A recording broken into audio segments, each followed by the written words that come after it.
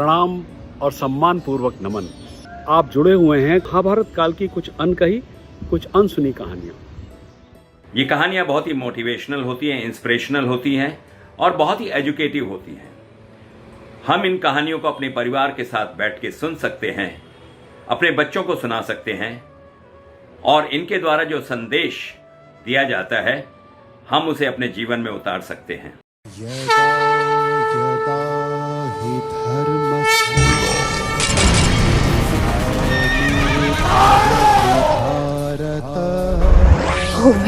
गोविंद अभ्युत्थानम् अधर्मस्य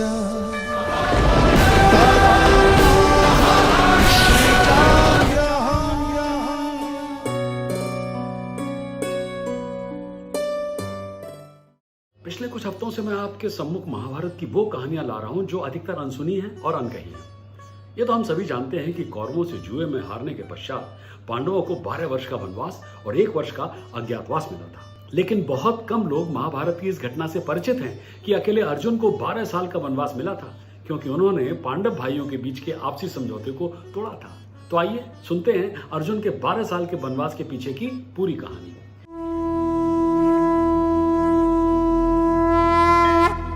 पांडवों ने खांडव वन या खांडव प्रस्थ को जलाने के बाद अपनी राजधानी इंद्रप्रस्थ का निर्माण किया।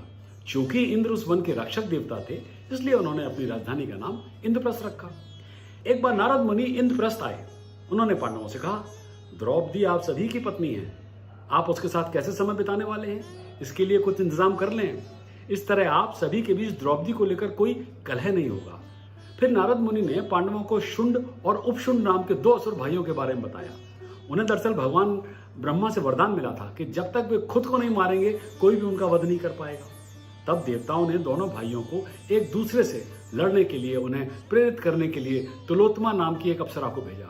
उसे प्राप्त करने के लिए अंत में वे एक दूसरे को खत्म कर देते हैं। ऐसा तब हुआ जब उन्होंने तिलोत्तमा की खूबसूरती को देखा। तिलोत्तमा की खातिर दोनों ने एक दूसरे को मार डाला। नारद मुनि से कहानी सुनने के बाद पांडवों ने आपस में परामर्श करके ये नियम बनाया।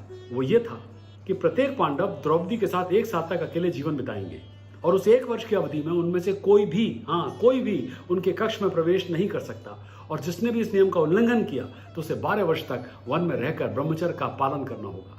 इस तरह द्रौपदी के कारण पांडवों के बीच कोई विवाद नहीं होगा। और फिर एक दिन ऐसा हुआ कि कुछ लुटेरे एक ब्राह्मण के मवेशियों को जबरदस्ती और धोखे से उठाकर ले जा रहे थे। ब्राह्मण ने रो रोकर पांडवों से मदद करने की गुहार लगाई। अर्जुन ने जब ये देखा तो उन्होंने ब्राह्मण को आश्वासन दिया कि वो उसकी मदद जरूर करेंगे। लेकिन एक बाधा थी जो उन्हें मदद करने से रोक रही थी।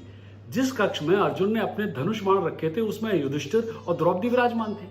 उनके नियम के अनुसार अर्जुन कक्ष में प्रवेश नहीं कर सकते थे, लेकिन बिना अस्त्र शस्त्र के वो उस गरीब ब्राह्मण की मदद भी तो नहीं कर सकते थे। फिर अर्जुन ने सोचा इस समय उस ब्राह्मण को उनकी जरूरत है और उसकी मदद करना उनकी सर्वोच्च प्राथमिकता है। और फिर अर्जुन मन में सोचने लगे, कक्ष में प्रवेश करके मुझे वन में 12 वर्ष का निर्वासन का दंड भोगना पड़ेगा, लेकिन मुझे हर चीज को नजरअंदाज करना चाहिए। किए गए पुण्य कार्य को शरीर के नश्वर होने के बाद भी लोग याद रखते हैं। ब्राह्मण की मदद करना मेरा धर्म है, अतः मुझे कक्ष में प्रवेश करके नियम की अवहेलना करने के बारे में नहीं सोचना चाहिए और परिणाम भुगतने के लिए तैयार रहना चाहिए। यह सोचकर अर्जुन ने कक्ष में प्रवेश किया जहां युधिष्ठिर और द्रौपदी एक साथ थे। उन्होंने युधिष्ठिर से बात की और अपना धनुष गांडीव लेकर बाहर आए। और वादे के अनुसार अर्जुन ने उस ब्राह्मण के मवेशियों को उन लुटेरों से वापस दिलाने में मदद की। उसके बाद अर्जुन इंद्रप्रस्थ लौट आए जहां सभी ने उन्हें बधाई दी। वो युधिष्ठिर के पास पहुंचे और वनवास जाने की अनुमति मांगी। उन्होंने युधिष्ठिर से कहा, हे भ्राताश्री, मैंने आपको और द्रौपदी को कक्ष में एक साथ बैठे हुए देखा और इस तरह मैंने हम सब के द्वारा स्थापित किए गए नियम का उल्लंघन किया है। अतः मुझे 12 वर्ष के लिए वन में जाना होगा, मुझे आशीर्वाद दें। तब युधिष्ठिर ने अर्जुन से कहा कि उन्हें वनवास में जाने की कोई आवश्यकता नहीं है, क्योंकि उनका इरादा नेक था और कक्ष में प्रवेश करने का कारण भी वैध था।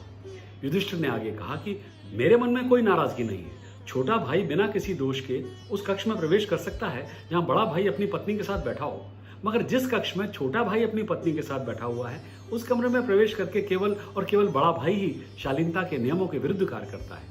लेकिन अर्जुन अपना वादा निभाने और सच्चाई को कायम रखने के लिए अपने फैसले पर अटल थे।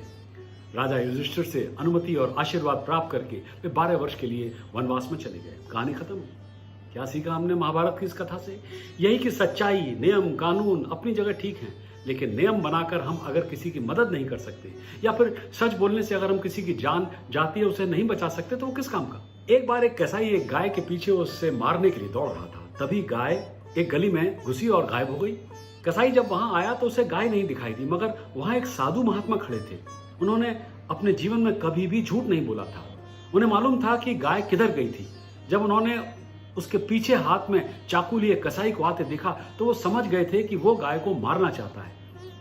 कसाई ने महात्मा से जब पूछा कि गाय किधर गई है तो उन्होंने पहली बार अपने जीवन में झूठ बोला और कसाई को दूसरी तरफ भेजकर गाय की जान बचा दी। शायद ऐसा ही कुछ अर्जुन ने भी किया और अपने द्वारा बनाए गए नियम तोड़कर उस ब्राह्मण देवता की मदद की। अगली बार फिर प्रस्तुत होगी ऐसी ही कोई अनमोल और अनसुनी कहानी। सब्सक्राइब कीजिए और देखते रहिए विश्व शांति दर्शन।